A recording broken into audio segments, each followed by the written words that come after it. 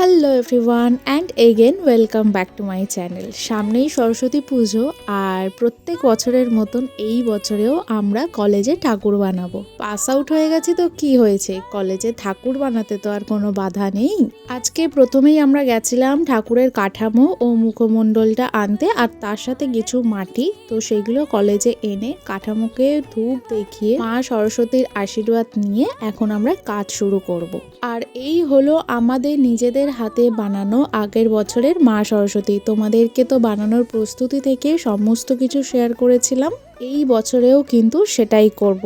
আচ্ছা, প্রথম কাজ আমাদের যেটা ঠাকুরের প্রথম লেয়ারটা দেওয়ার জন্য যে পাতলা মাটিটা দরকার, সেটাই এখন রাহুলদা গুলে মাটি লাগাচ্ছে, আর আমিও করছিলাম, বাট ভিডিওর জন্য তোমরা আমাকে দেখতে পাচ্ছ না।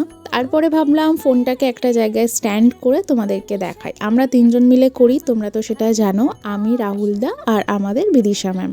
আমার তো এই কনসেপ্টটা বেশ ভালো লাগে। আমরা গত 3 বছর ধরে নিজেদের হাতে ঠাকুর বানিয়ে পুজো করছি। আমার মনে হয় ঠাকুর কিনে এনে পুজো করার যে ব্যাপারটা, তার থেকেও 1000 গুণ ভালো লাগে নিজেদের হাতে মাকে বানিয়ে পুজো করা। এই দেখো, প্রথম লেয়ার কিন্তু আমাদের দেওয়া হয়ে গেছে। এখন এটা ভালো করে শুকাবে, ততক্ষণে আমরা লাঞ্চ করে নিলাম। লাঞ্চ বলতে আমি তো বাড়ি থেকে খেয়ে এসেছিলাম, আর রাহুলদা পিঠে এনেছিল, সেটাই খেলাম। তারপরে আমরা সেকেন্ড লেয়ারে যে মাটিটা দেবো, সেটাই এখন আমি ভালো করে পাকাচ্ছি। আর এই মাটি পাকাতে কিন্তু আমার বেশ মজাই লাগছে। তারপরে দেখো একদম সেকেন্ড লেয়ারের ফিনিশিং দেওয়া হয়ে গেছে। আপাতত আজকের জন্য এতদূর, দেখা হবে সেকেন্ড পার্ট নিয়ে।